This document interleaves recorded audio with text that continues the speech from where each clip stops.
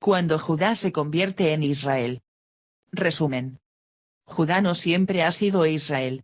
Los dos reinos surgieron separados el uno del otro, y solo cuando lo que llamamos Israel del Norte, B2B, llegó a su ocaso, Judá se convirtió en Israel.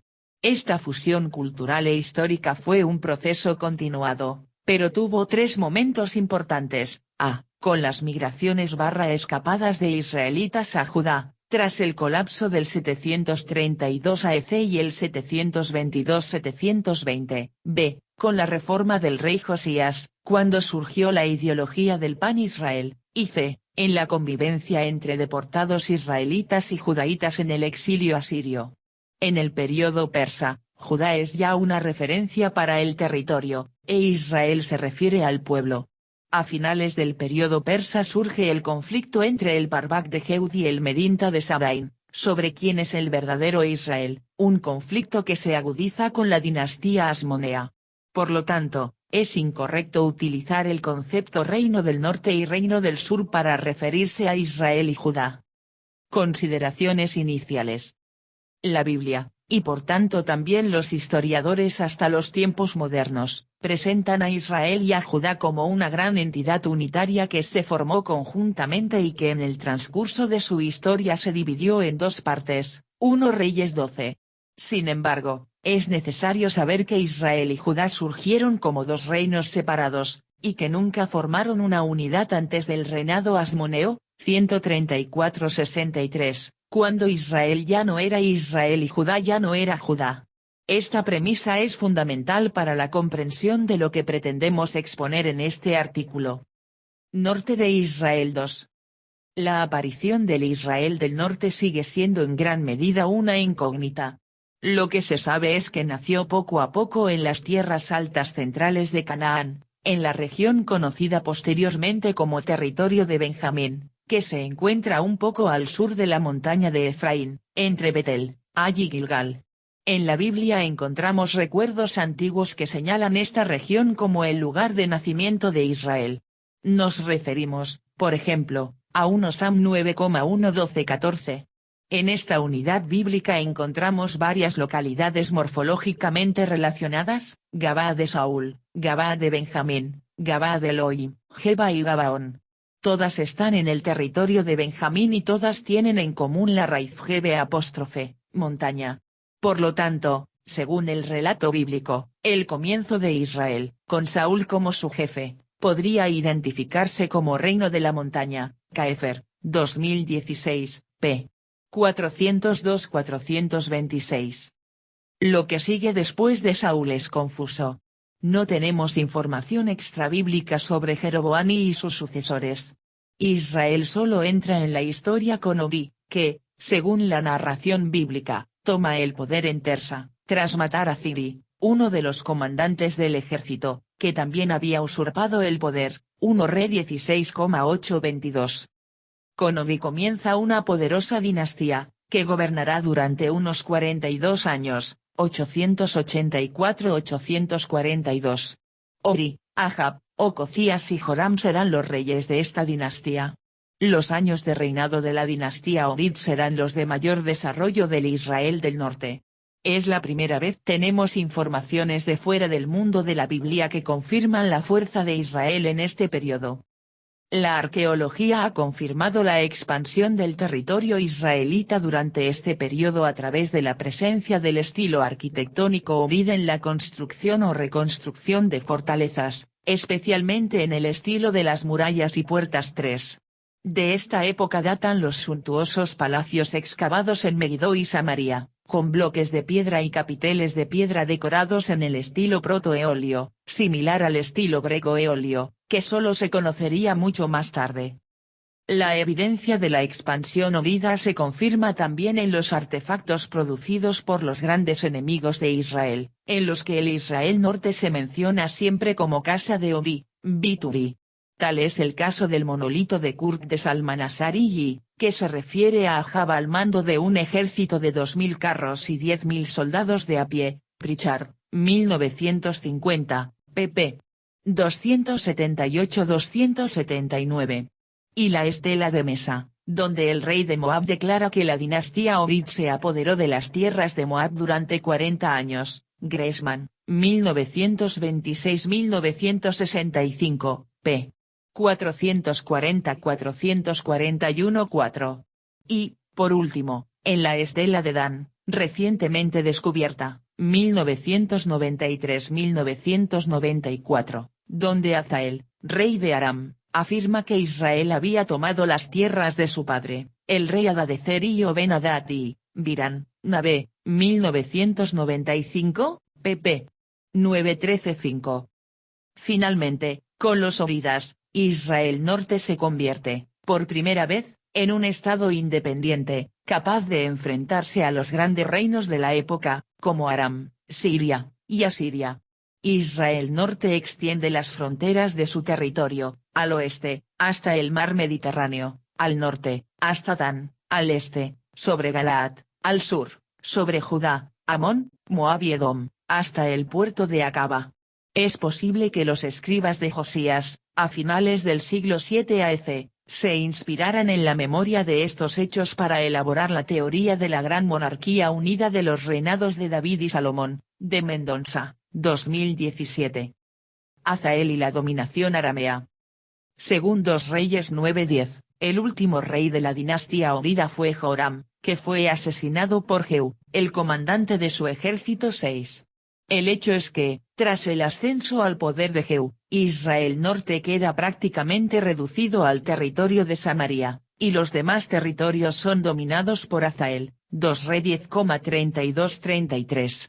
Probablemente Israel Norte y Judá se convirtieron en vasallos de Aram y le pagaron tributo, 2 Re 12,18-19, 13,3. Con Jehú, otra casa asume el poder en Israel Norte.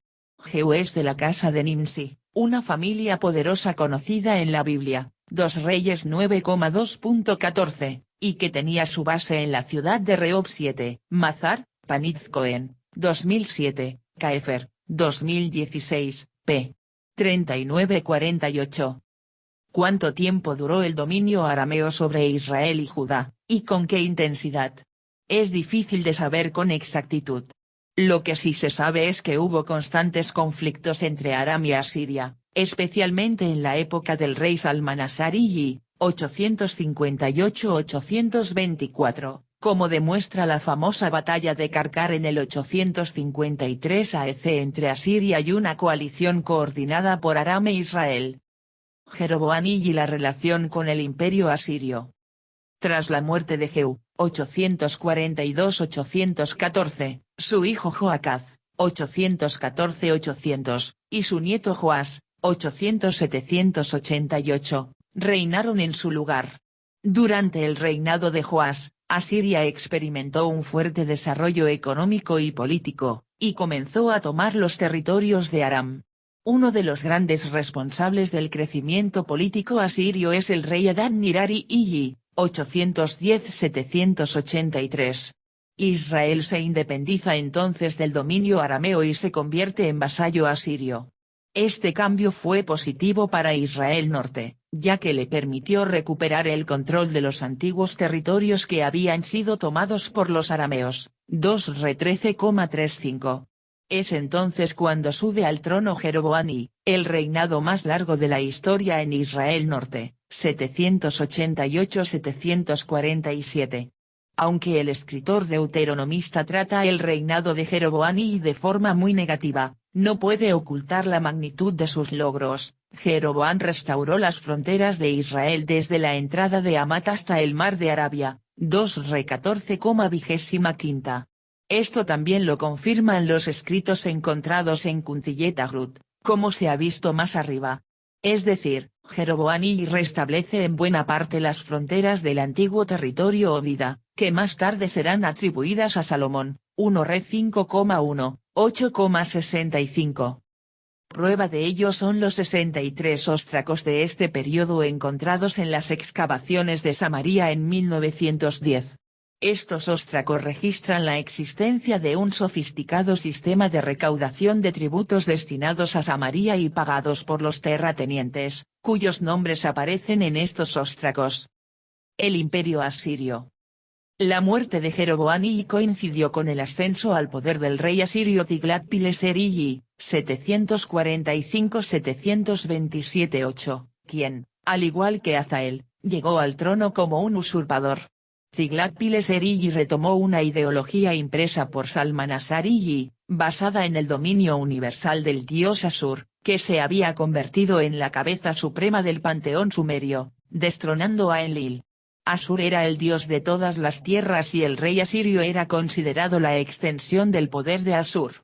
Esta ideología, Asur rey expansión dominación, se expresa en el ritual de coronación del rey asirio, rey de las 4 direcciones.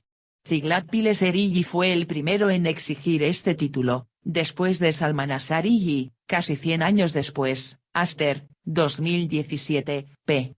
12-14. El imperio asirio se sirve de esta ideología para imponer su dominio universal, sin precedentes. Al norte llega hasta Urartu, Armenia, al oeste, hasta el Mar 9, al este, hacia Elam, Irán, al sur, hasta las fronteras de Egipto. Tras conquistar Damasco, 734-732, Tiglat-Pileser I avanza hacia el territorio de Israel y va tomando sus ciudades, una tras otra, 2 Reyes 15,29. Importantes yacimientos arqueológicos, como Azor, revelan que la ciudad de este periodo fue totalmente quemada. Solo Samaria no fue atacada, pero su reino se redujo a la región montañosa de Samaria. Los anales asirios hablan de 13.500 personas deportadas. La conquista asiria del territorio israelita en el año 732 cambiará para siempre la historia del reino vecino de Judá, como vamos a ver a continuación. La caída de Samaria, el fin de Israel Norte. A la muerte de Tiglat-Pileser I, le sucedió Salmanasar V, 727-722. En ese momento, aprovechando la transición de poder en Asiria, el rey Yaubiri de Hamad, una provincia anexada de Aram, situada junto al río Orontes, a unos 210 kilómetros al norte de Damasco, organiza una coalición de provincias sirias contra Asiria, a la que se sumó Samaria. Tras derrotar a la coalición de Yaubiri en Karkar, Salmanasar V se dirige a la Samaria del rey Oseas, que en esta época, según 2 Re 17,4, se había aliado con Egipto. Salmanasar V hizo arrestar a Oseas y conquistó la ciudad. Las crónicas babilónicas también atribuyen la conquista de Samaria a Salmanasar V. Sin embargo, un relieve del palacio de Khorsabad en Asiria atribuye la conquista a Sargoni, el allí, 2017, p. 47-48. Una solución a estos dos datos incongruentes sería que Salmanasar V habría iniciado la conquista y Sargoni, 720-705, la llevó a cabo, Naaman, 1990, p. 206-225. Solo que para esto habría que cambiar la fecha de la conquista al 720. O, entonces, que se hubiera dado una segunda revuelta, debido al vacío de poder tras la muerte de Salmanasar V. La migración / huida de Israel Norte hacia Judá y la primera fusión cultural. Con las conquistas y deportaciones asirias, hubo una gran desbandada de Israel Norte hacia Judá. La prueba de ello es el enorme aumento de población, tanto en la ciudad de Jerusalén como en el interior de Judá. Finkelstein, 2008, p. 499-515. Aunque algunos sostienen que este aumento se debió a la migración de la población de la costa mediterránea al interior de Judá. Faust, p. 2015, pp. 765-789, Naaman, 2007, pp.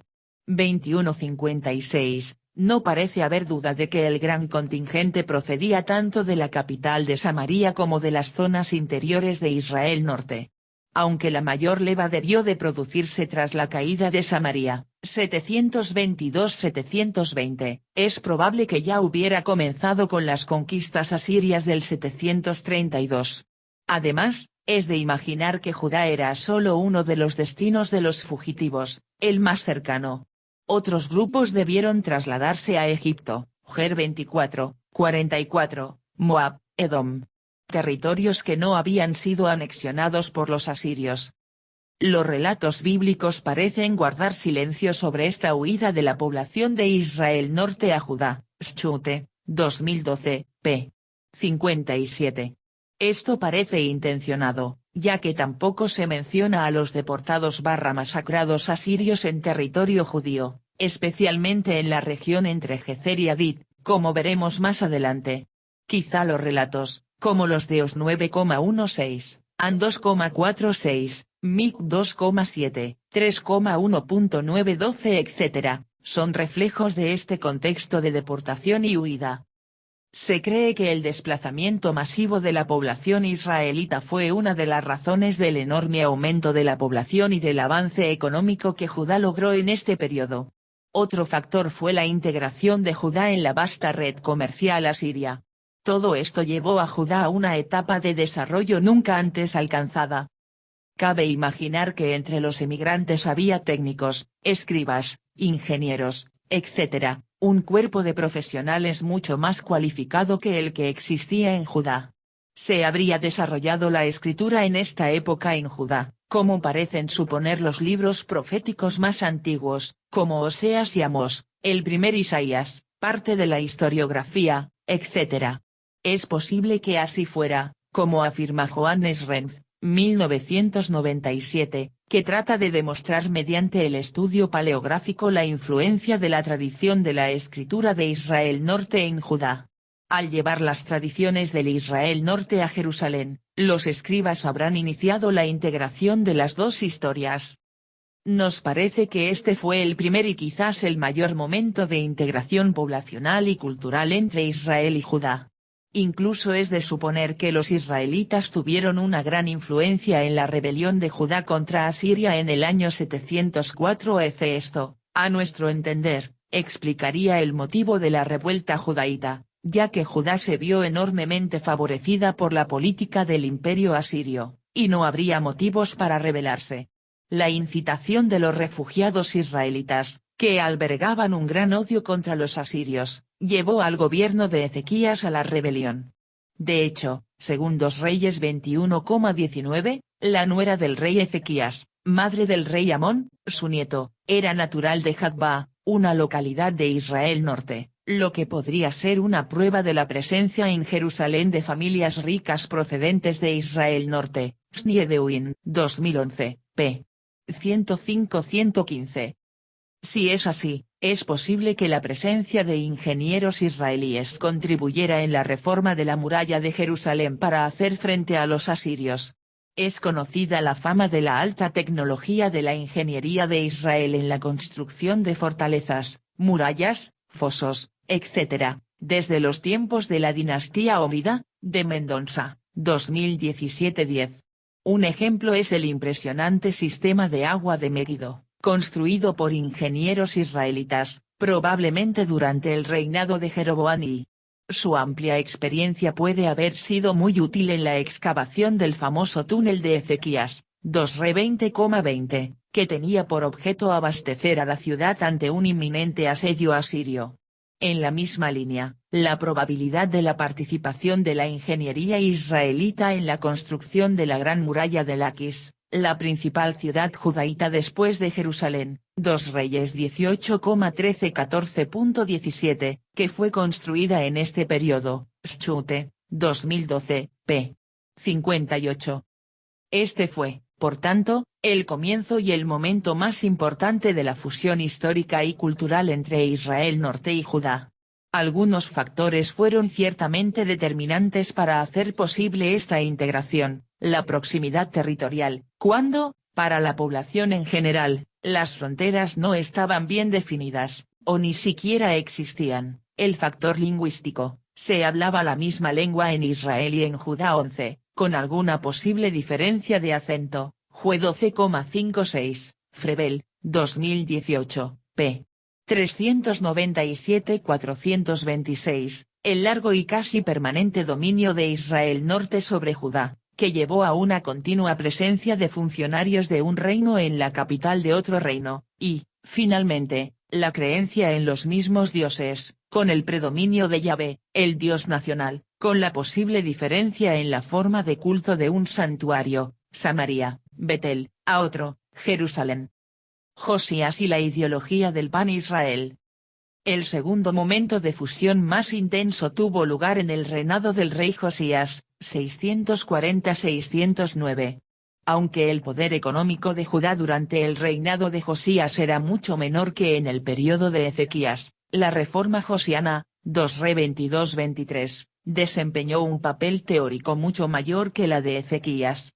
Fue con Josías cuando se introdujo la idea del Pan Israel, con el engrandecimiento de la dinastía davídica, hasta el punto de convertirse en un hito en la historia de Judá y en la literatura bíblica.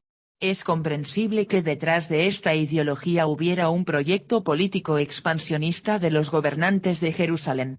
Para consolidar este proyecto, se llevó a cabo una reforma religiosa, en la que la familia del Safán desempeñó un papel decisivo. Es una presencia constante, desde el hallazgo del libro en 2 Reyes 22,8-10, donde se menciona el nombre de Safán no menos de 8 veces, hasta el declive del reino, con la conquista babilónica. La familia ejercía el papel de escriba o secretario de la corte, Ger 26,24, 29,3, 36,10.11.12.25, 39,14. 40,5.9.11, 41,2, 46,3. Sus descendientes siempre aparecen mencionados como hijo de Safán, Ben Safán. Según las recientes investigaciones realizadas en los Óstracos de Arad por el equipo del Departamento de Arqueología de la Universidad de Teléfono Aviv, se produjo un gran desarrollo de la escritura en Judá durante este periodo. El proyecto expansionista de Josías no tuvo éxito. Aunque, según 2 Reyes 23,15.19-20.29, durante un breve periodo, Josías pudo haber logrado extender su dominio hasta Megiddo. Si es así, entonces, por primera vez en la historia, Judá habrá reinado sobre parte del territorio del antiguo Israel. Con éxito o no, la ideología del Pan Israel creada por los ministros de Josías sobrevivió y se consolidó, hasta el punto de ser plenamente asimilada por la literatura bíblica posterior. Así, la función de la reforma de Josías fue más ideológica que real. Sin embargo, fue crucial para que las generaciones futuras asimilaran la historia de un Israel único. Israelitas y judaítas en el exilio asirio 12. El contacto que se estrechó entre Israel Norte y Judá con la migración hacia el sur tras la toma de Samaria, también parece haber ocurrido con relativa intensidad entre los deportados israelitas y judaítas. Como se ha visto, con Tiglat-Pileser y 744-727, se establece un nuevo modelo político en Asiria, que se caracteriza por la anexión de los territorios conquistados y la deportación o reasentamiento de parte de su población. Los anales asirios muestran una intensa actividad de traslado de personas de un lugar a otro. Los lugares conquistados eran repoblados con poblaciones de otras regiones, en un movimiento circular. Los habitantes del territorio eran trasladados al territorio B, que a su vez eran trasladados al territorio C, que eran trasladados al territorio A, etc. Todo formaba parte de un proyecto de asirianización de la población y de sus territorios. Un factor importante a tener en cuenta en el proceso de integración entre los deportados reasentados es que las deportaciones de israelitas o samaritanos, como los llaman los asirios, y de judaítas, se produjeron muy cerca cronológicamente.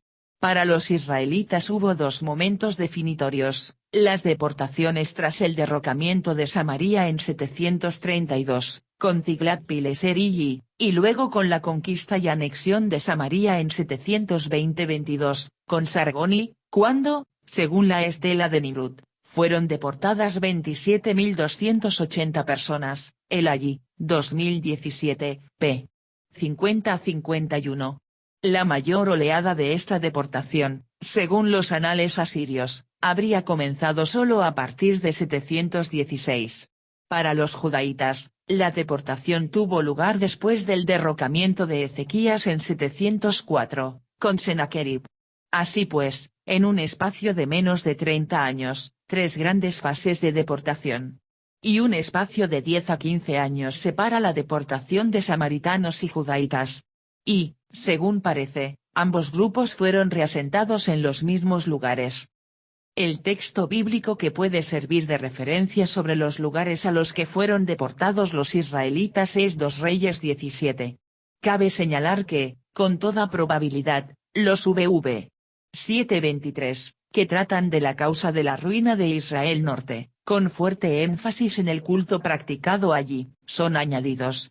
Por tanto, el V 24 debe ser continuación del V 6. El primero, V 6, trata de los lugares a los que fueron deportados los israelitas. En el 9º año de Oseas, el rey de Asiria tomó Samaria y deportó a Israel a Asiria, y los hizo habitar en Alá y en Elabor, junto al río Gozán, y en ciudades de los Medos. Y el segundo, V 24, de los lugares de donde vinieron los deportados a Samaria, y trajo al rey de Asiria de Babilonia, y de Cutá, y de Abá, y de Amat, y de Sefarbaim. Todos estos eran nuevos territorios que Sargonilla había conquistado. En otras palabras, la política asiria tras una nueva conquista consistía en trasladar a la población de un territorio recién conquistado a otro. Extranjeros deportados a Israel y a Judá. Existe un gran debate entre los investigadores sobre la inversión real de los asirios en Israel y Judá tras la conquista y sobre el número de los deportados. Gadot, 2017, p. 103-113, Faust, 2011, p. 62-86. La tendencia es que el número de extranjeros traídos era mucho menor que el de israelitas y judaítas deportados. Por lo que muestran los resultados arqueológicos, la región más septentrional, como la Alta Galilea, tras ser conquistada fue abandonada. El mayor número de asentamientos se concentró en la región entre Gezer y Adid, al sur de la ladera de Samaria. La mayoría de los textos administrativos del gobierno asirio se encontraron allí. Aster, Faust, 2015, p. 292-308. La importancia de esta zona se debió probablemente a su ubicación cerca de la llamada Vía Maris, tanto para el control de la carretera como para el mantenimiento de tropas militares que sirvieran de base avanzada para impedir la movilidad de las tropas egipcias en la región. Además de ser un territorio muy fértil, entre la Baja y la Alta Sefela, la presencia permanente del ejército asirio garantizaba la seguridad de la población. Por lo tanto, el mayor asentamiento de colonos extranjeros parece haberse producido en esta zona. También era allí donde se recogía el tributo anual que provenía de los vasallos de los territorios del sur, como Gaza, Askelon y Asdod, y desde allí se enviaba en grandes caravanas a Asiria. Faust, 2015, pp. 765-789, Aster, Faust, 2015, pp. 292-308. A nivel de ciudades, la mayor inversión asiria se produjo en las ciudades de Samaria, Megiddo, Dor, Dan y quizás Aco, que se convirtieron en las nuevas provincias de dominio asirio. Younger, 1998, pp. 205-206. Las excavaciones en Samaria y Megiddo revelan pocos signos de destrucción de las ciudades. Según los registros asirios, Sargonilla habría reconstruido Samaria, haciéndola más grande que antes. Repoblé Samaria más que antes. Traje a la gente de los países que conquisté con mi mano. El allí, 2017, p. 50-51. Un cuerpo de 300 carros de guerra estaba estacionado en Samaria. Además, Sargonilla incorporó tropas israelitas al ejército asirio. Formé una unidad con 200 de vuestros carros para mi fuerza real. Finkelstein, Silverman, 2002, p. 211-212. Megiddo también muestra un gran desarrollo en el periodo de dominio asirio después de 722-720. Gran parte de la vista actual conservada y destacada en teléfono Megiddo pertenece al estrato asirio. Prueba, por tanto, de la intensa presencia asiria en este lugar. La vida de los deportados. Existe la misma incertidumbre en cuanto al número de la población extranjera deportada a Israel y Judá que en cuanto al número deportado fuera, como se alude en 2 RS 17,6. Los lugares mencionados en 2RS17,6 son conocidos. Probablemente la gran mayoría de los deportados, tanto los samaritanos como, un poco más tarde, los judaítas, tenían como destino el centro de Asiria. Los colonos se asentaron en zonas productivas, donde constituyeron aldeas o agrupaciones, con relativa libertad. Parece que los clanes / aldeas emparentados se asentaron en el mismo lugar, tanto por la necesidad de supervivencia social como por el rendimiento productivo. Esto, a su vez, permitió conservar la memoria, la lengua, el origen, etc. Una buena parte de los hombres acabó integrando el ejército asirio. Kiefer, 2005, p. 56-64. Como ya se ha mencionado, entre los samaritanos también había mucha mano de obra cualificada, especialmente en el campo de la ingeniería. Como resultado, Sargoni parece haber hecho uso de esta mano de obra para la construcción de proyectos estatales, como es el caso de la construcción de su ciudad, en el sitio conocido como Dusaruk en la fortaleza de Sargón, a unos 20 kilómetros al noreste de Nínive. La nueva capital era un complejo de varios edificios para la realeza y los oficiales del ejército, entre ellos el Palacio de Sargoni. Una correspondencia muy deteriorada de esa época hace referencia a la participación de los deportados samaritanos en la construcción de esta ciudad. Albenda, 2003, p. 513-13. Deportaciones de Judá. Sennacherib, 705-681, mantuvo la política asiria de deportación e incluso la intensificó. Tras la desastrosa campaña del rey Ezequías, Judá quedó reducida a un pequeño territorio y gran parte de su población fue deportada. Finkelstein, 1994, 169-187. Un texto bíblico que parece reflejar bien la política de subyugación y deportación de Sennacherib es 2-Re 18,31-32.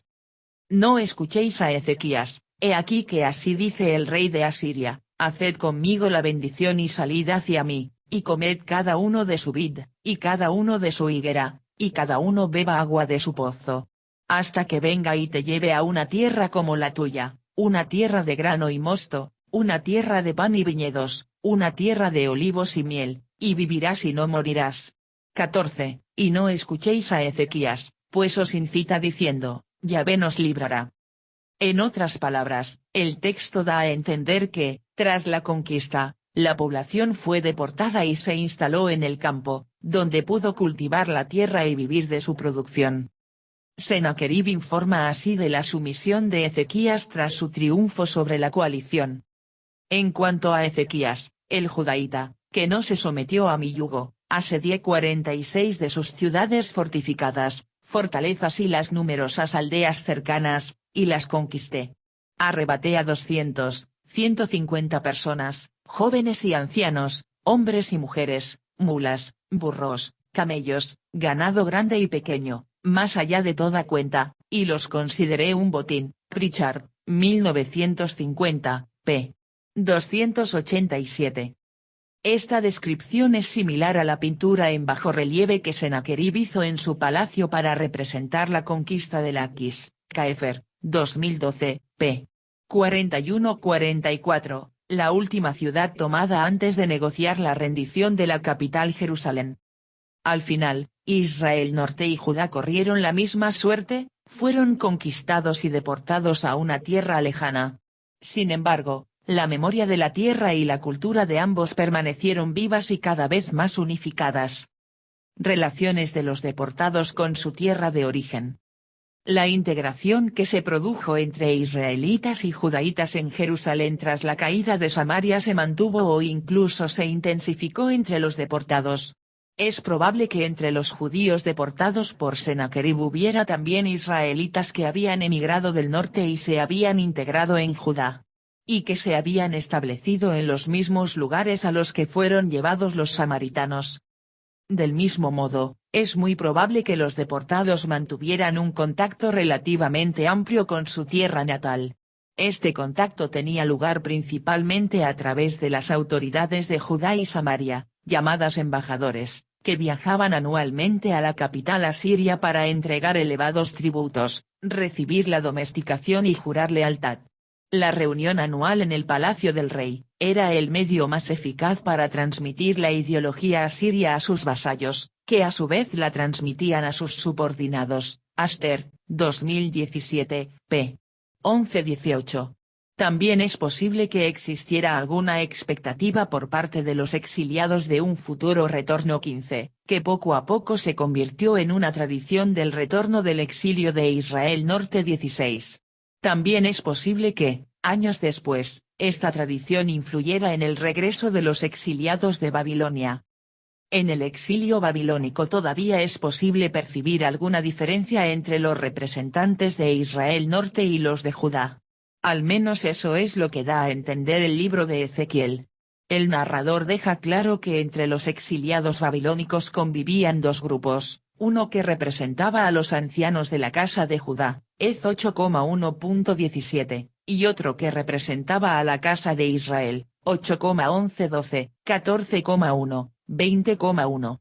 Los textos posteriores ya no distinguen entre los dos reinos. En Is 40-66. El concepto Israel/Jacob es ya una mención a una única entidad conjunta. Judá es solo una referencia geográfica. Schute, 2012, p. 61. Totalmente diferente, por tanto, de los libros de 1 y 2 Reyes, en los que Israel y Judá aparecen como dos reinos distintos, con sus territorios delimitados. Israel y Judá en el período persa. Como es bien sabido, la administración persa era diferente a la de los imperios que la precedieron. Las deportaciones, al menos en lo que respecta a Judá y Samaria, no formaban parte de la estrategia política persa, que permite el regreso de los exiliados y la reconstrucción de Jerusalén. Sin embargo, es importante tener en cuenta que el Judá del período persa ya no es el mismo Judá del período asirio. Han pasado 60 años. Los que regresan no son los que fueron al exilio, los que viven en Judá, no son los mismos que se quedaron cuando Jerusalén fue tomada. Además, es difícil saber el número de los que regresaron y que realmente participaron en la reconstrucción, que fue lenta y larga. Judá se llama ahora Yehud Parbat, provincia de Judá, Lipschitz, Banderooft, 2011.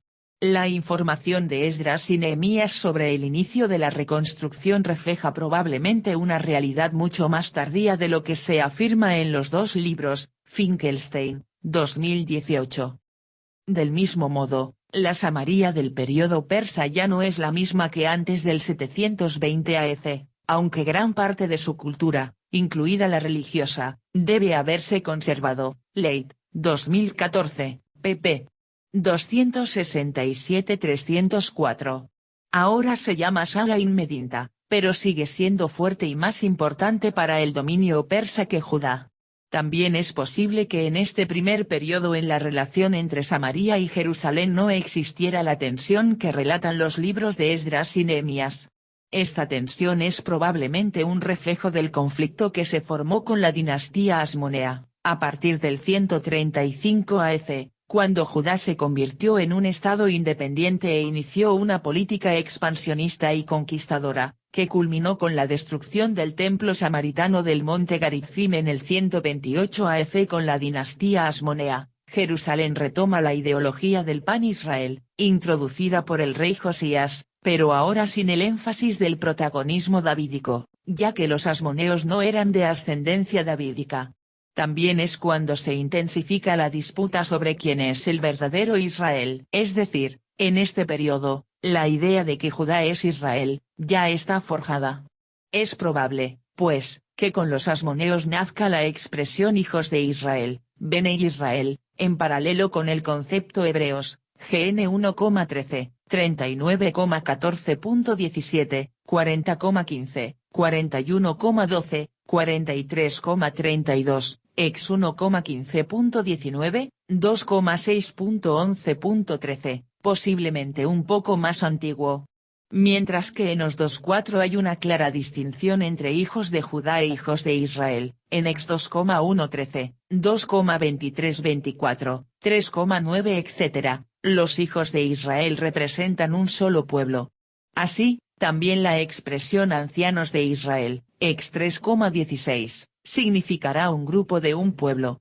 Desde entonces, Judá se convirtió en una referencia a un territorio, y el pueblo pasó a llamarse Israel. Con ello, el pasado histórico de dos pueblos se convirtió en uno solo. Consideraciones finales, ¿por qué Israel Norte y no el Reino del Norte? Si no hubo una monarquía unida, tampoco hubo dos reinos, el del norte y el del sur. Israel y Judá surgieron como dos reinos separados, y nunca formaron una unidad. Mientras existió, Israel Norte siempre fue más poderoso económica y políticamente que Judá. Y en dos periodos reinó sobre Judá, durante el reinado de la dinastía Orid y durante el reinado de Jeroboam y Judá solo cobró protagonismo a partir del 732 AEC, cuando Israel Norte fue derrocado por Asiria y su territorio se redujo drásticamente, y sobre todo a partir del 722-720, cuando Samaria fue conquistada, pasando a ser territorio anexionado de Asiria. Con la conquista de Samaria, el reino de Israel, que llamamos Israel Norte, más precisamente Bitubi, llega a su fin, aunque parte de su población nativa sigue viviendo, en la ahora llamada provincia de Samaria, con su cultura y sus creencias. Sin embargo, una gran parte de la población emigra/huye a Judá. La población campesina, al interior, y la élite, a la capital, Jerusalén. Entre estos últimos, escribas y mano de obra cualificada, que traen consigo la cultura y la historia de Israel Norte. Se produce el primer y más importante momento de fusión cultural entre Israel y Judá. El segundo momento ocurrió durante el reinado de Josías, quien, con el propósito de conquistar los territorios del norte, creó la ideología del Pan Israel. A partir de entonces, Israel se convirtió en una nomenclatura para designar una unidad territorial, dividida en dos reinos, de un solo pueblo y una sola religión. La fusión de la cultura y la historia del norte de Israel y de Judá también tiene lugar entre los israelitas y judaítas deportados, que se asentaron en los mismos territorios asirios, y en un espacio de tiempo muy corto. Así que en el exilio babilónico la distinción entre los dos reinos casi no existe. Ya en el periodo persa, Judá se convierte solo en una referencia a un territorio, Jeut Parvak, así como Samaria, Salain Medinta, pero el pueblo pasa a llamarse Israel. Este Israel, sin embargo, no es el mismo Israel de antes del 722-720, al igual que Judá, ya no es el mismo Judá de antes del exilio babilónico. El Israel, que convencionalmente llamamos Israel Norte, Bitubi, desapareció en 722-220. Lo que queda de su memoria está contenido en las tradiciones bíblicas y en los artefactos descubiertos por la arqueología. Por lo tanto, el uso de las expresiones Reino del Norte y Reino del Sur debería desaparecer en nuestros escritos bíblicos.